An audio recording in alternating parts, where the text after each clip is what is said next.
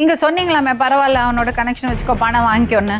அவங்கள ஊர்ல விட்டு நான் சென்னைக்கு வந்த வேலைக்கு இங்க வேலைக்கு வந்துட்டு இருக்கும்போது அங்க பக்கத்து வீட்டு பையனோட தொடர்பு வச்சிருக்காங்க. அப்போ ஒருத்தனை கூட்டின்னு வந்து கதவு போடுறதுக்கு கூட்டம் மேடம். அவன் கூட தொடர்பு வச்சிருக்கு. எப்படி நீங்க ரெண்டு புருஷன் ஒரு பொண்டாட்டி எப்படி ஒரு வீட்டுக்குள்ள இருந்தீங்க? அப்படி இல்ல, நான் ஒரு வீடு வாடகை எடுத்து மேடம் ஒரே வீட்ல இல்ல. மேல அவமானம் எதுவும் தேவையில்லைங்க. பேசாதீங்க. கேவலமான அவமானத்தெல்லாம் தாங்கிட்டு இருக்கேன் மேடம். நாங்கள நீங்க தான் செஞ்சிருக்கீங்க. யார் மனதையும் புண்படுத்தும் நோக்கத்தில் செய்யப்பட்ட வீடியோ இல்ல நண்பர்களே. வீடியோக்கு ஒரு லைக் கமெண்ட் போட்டு சப்போர்ட் பண்ணுங்க நண்பர்களே. பீஜமுடு டான் டான் டான் டான்.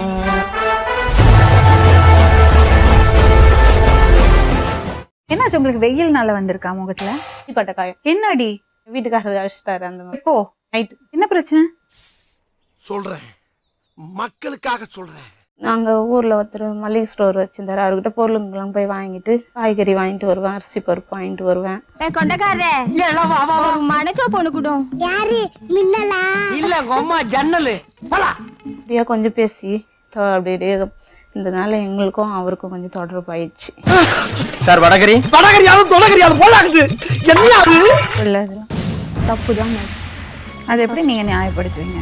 அது கஷ்டம். எனக்கே தெரிஞ்சுதான் அது தப்புன்னு. தெரிகிறதா? சூழ்நிலை காரணம். சூழ்நிலைன்னா இப்படி தொடர்பு வருமா? இல்ல இது உங்க ப்ராப்ளத்துல இருந்து உங்களுக்கு சொல்யூஷன் கொடுக்குமா? சரி,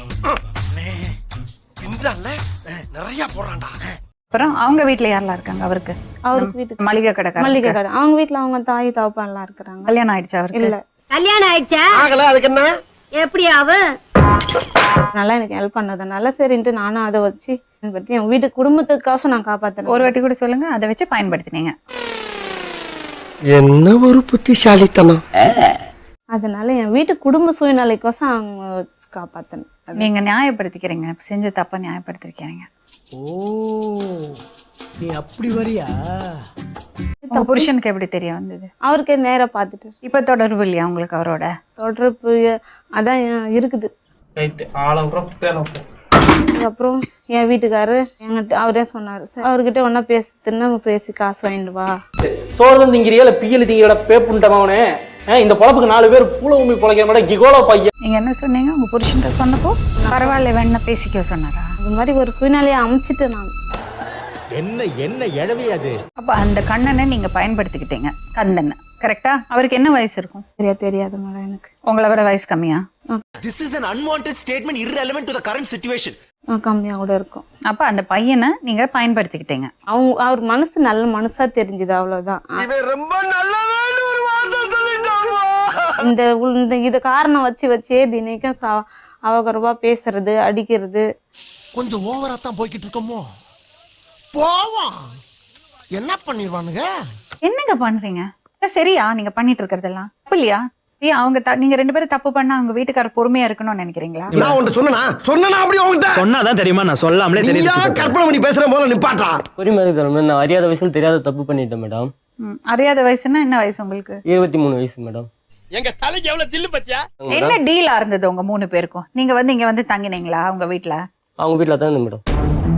என்ன பழக்கம் அது? என்ன பழக்கம் இது? இவர் என்ன பண்றாரு, தம்மணி கிட்ட கை செய்கை காட்டிட்டு போறாரு. அதான் நானும் கண் குளிர பார்த்தேன். என்ன செய்கை காட்டினாரு?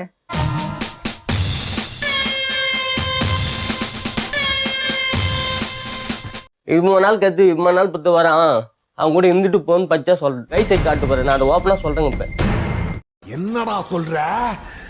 என்னால நம்ப முடியலையே. காசு கொடுத்தீங்களா? இல்ல அதெல்லாம் ஒரு பைசா அவருக்கு தர மாட்டேங்க. எனக்கு தான் குடும்ப சூழ்நிலைக்கு எனக்கு தான் தந்தாரா? அவர் தந்தாரா? இவர் எனக்கு தான் நிறைய கொடுத்து ஹெல்ப் பண்ண. ஆகா உனக்கு பர்ற பாயிண்ட் மேல பாயிண்ட் கிடைக்குது. ஆமாண்டா. நீங்க எதுக்கு அவங்க வீட்ல போயிருந்தீங்க? நான் தேடி போல மேடம். அவன் போன் பண்ணி வர வச்சு நான் பண்ணல. நான் போய் மாட்டேன். நீங்க ரொம்ப நல்லவர். உங்களுக்கு எப்படி புரிய வைக்கிறனே தெரியலையே. என்னுடைய தொழில் அணுகுமுறையே அப்படித்தான். எப்படி நீங்க 2 புருஷன் ஒரு பொண்டாட்டி எப்படி ஒரு வீட்டுக்குள்ள இருந்தீங்க? அப்படி இல்ல, நான் ஒரு வீடு வாடகை எடுத்து மேடம். ஒரே வீட்டுல இல்ல. ஒரே வீட்டுல இல்ல. அப்ப 2 வீட்டுல 2 புருஷன். 2 பேரா மாமி? இவ்வளவு நாளா இது தெரியாம போச்சே. ஏதோ ரொம்ப முடியல, கஷ்டப்பட்டோம், சூழல் எல்லாம் சொன்னீங்க. வீட்டுக்காரரும் அதுக்கு துணையா இருந்த. நீங்க இப்ப எதுக்குமா வந்தீங்க? இங்க எதுக்கு வந்தீங்க? அதுதான் எனக்கு புரியல. என்னங்க எனக்கு ஒண்ணுமே புரியல. அதுதான் எனக்கும் புரியல. பிரச்சனை அதெல்லாம் கிடையாது. இல்ல மேடம், இவருக்கும் எனக்கும் எந்த சம்மந்தமும் இருக்கக்கூடாது, இவரும் என்னால பிரச்சனை அது இல்ல. அதான் சொல்ல வந்தேன் மேடம். பிரச்சனை வேற என்ன? ஜப்பான்கார என்னென்னமோ கண்டுபிடிக்கிறா, நான் எதை கண்டுபிடிச்சிட்டு வந்துக்குது. அவங்கள ஊர்ல விட்டு நான் சென்னைக்கு வந்த வேலைக்கு. இங்க வேலைக்கு வந்துட்டு இருக்கும்போது அங்க பக்கத்து வீட்டு பையனோட தொடர்பு வச்சிருக்காங்க. பொம்பளைக்கு அடக்க இருக்கணும், அகம்பாவ இருக்க கூடாது. அதுக்கப்புறம் அது முடிஞ்சது. அது போய் சரி மேடம் பரவாயில்ல அப்படின்னு சொல்லிட்டு என்ன பண்ணேன், சரி இங்கதான் பிரச்சனை இருக்கு, வா சென்னைக்கு கூட்டின்னு போலாம் அப்படின்னு சொல்லி நாரப்பையில அதுக்கு இங்கிட்டு தான் வரணுமாடா. அவன் ஊர்ல இருந்து சென்னைக்கு ஒரு நாள் வந்து உன்னோட இருந்திருக்காங்க. ஏய், என்னைய வச்சு ஒன்னும் காமெடி கிமெடி பண்ணல. எல்லாம் முடிஞ்சது. அதுக்கப்புறம் கிராமத்துல போய் இருக்கும்போது இந்த மாதிரி வீடு கட்டிட்டு கொஞ்சம் கதவு போடாம இருந்தது. ஐயோ, நம்ம மைண்ட் அங்க போகுது. அப்போ ஒருத்தனை கூட்டின்னு வந்து கதவு போடுறதுக்கு கூட்டம் மேடம். அவன் கூட தொடர்பு வச்சிருக்கு. வெக்கமா இல்ல? இல்ல இவங்க வெளியூர் போயிட்டாங்க, நான் ஒண்டி இருக்கிறேன். ஒரு ஆம்பளை வந்து வேலை வரைக்கும் வேலை செஞ்சுட்டு போனேன். அவங்க வீட்டுல வந்து போறவங்க என்ன சொல்லுவாங்க மேடம், இது கதை கட்டி விட்டாங்க. இதெல்லாம் நம்புற மாதிரி அங்க இருக்குது. அதுக்கப்புறம் அவங்கிட்ட பழக்கம் இருந்திருக்குது மேடம். இது இப்படியே இருந்திருக்கு. இப்படி இருந்திருக்கும் போது இவன் என்ன பண்ணிருக்கான், இவன் வந்து கூட அப்ப சேர்ந்திருக்கான். அதுக்கு குறுக்க எவன் வந்தாலும் அவனை அழிப்பேன். குறுக்க இந்த கௌசிக் கொண்டா இவன் கடை வச்சிருக்கான் ஊர்ல, மளிகை. அப்போ இவன் கடையில இருந்து எதனா ஒன்று ரெண்டு எடுத்து வந்து கொடுக்கறது, கொஞ்சம் பணம் எடுத்துட்டு வந்து ஆசை காமிச்சிட்டான். காதல் இல்லடா, காதோல் எல்லாம் பொய். நீங்க சொன்னீங்களாமே பரவாயில்ல அவனோட கனெக்ஷன் வச்சுக்கோ பணம் வாங்கிக்கோன்னு. அப்படி ஓ, அப்படி வேற சொல்லி வச்சிருக்காங்களா? இது உண்மை மேடம்.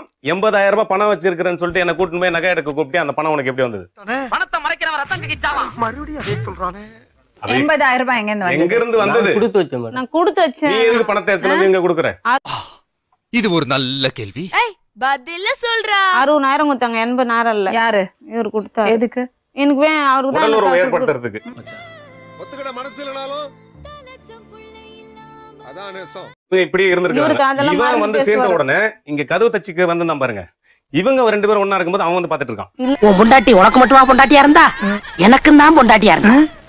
ஏன் இந்த ஊருக்கே பொண்டாட்டியா இருந்தா? திருச்சில இருந்து கிளம்பி வந்தேன். தூர்ல ஒரு கல்யாணம், அந்த கல்யாணத்துக்கு போயிட்டேன். கல்யாணத்துக்கு போயிட்டு நைட்டு 12 மணி இருக்கும் மேடம். நான் வீட்டுக்கு வரேன். வீட்டுக்கு வரும்போது இவங்க ரெண்டு பேரும் உள்ள இருக்காங்க.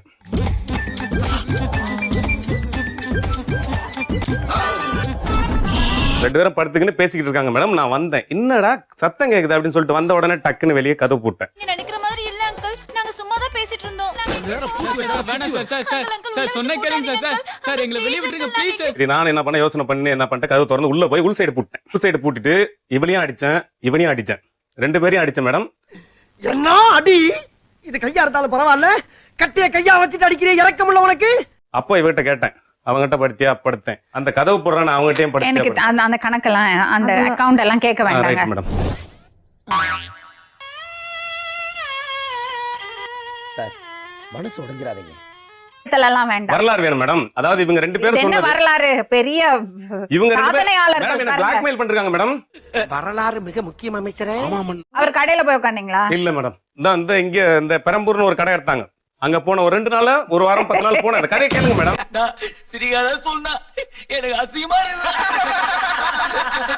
மேல அவமானம் எதுவும் தேவையில்லைங்க, பேசாதீங்க. கேவலமான அவமானத்தெல்லாம் தாங்கிட்டு இருக்கேன் மேடம். நாங்களே நீங்க தான் செஞ்சிருக்கீங்க. தோத்துக்கிட்டே இருக்கீடா. உங்களுக்கு உங்க பொண்டாட்டியே பாதுகாத்துக்க தெரியல, எப்படி நீங்க பொண்ணுக்கு பாதுகாப்பு கொடுத்தீங்க? பேசாம இருங்க. அவ்வளவுதான், நம்மள முடிச்சு விட்டீங்க போங்க. நான் எந்த தப்புமே பண்ணல மேடம். நீங்களா? நீங்க தான் இதுல ரொம்ப கேவலமா நடந்த ஆளு. ஆனா வாஸ்தவம் தான் மேடம். எனக்கு எந்த ஒரு சப்போர்ட். என்ன இதுக்கு இவ்வளவு கேவலப்பட்ட ஒரு பொழப்பு தேவையா? ஏன்றா இவங்க ரெண்டு பேருக்கு சம்பந்தம் இல்லாம பிரிஞ்சிடணும். இவங்களுக்கு எந்த தொடர்பும் இருக்க கூடாது. என்ன திடீர்னு இப்படி ஒரு ஞானோதயம்? எல்லாம் டெக்னாலஜி. இவருக்கு இவ்வளவு நாள் 6 வருஷம் இந்த கேவலமான பொழப்பு பண்ணிட்டீங்க. ஏன்ட்ட கேளுங்க மேடம். இப்ப என்ன பேசுவார் மேடம்? இப்ப என்ன சொல்ற பரதேசி கரண்ட் கம்பத்துல கட்டிச்சு தோலை வச்சுன சொல்றா. ஓ, எனக்கு வாயில கூச்சமா இருக்கு பேசுறது. மேடம் அது போல எல்லாம் இந்த வச்சுக்க துபார வந்து குடும்பத்துக்குள்ள போயிட்டு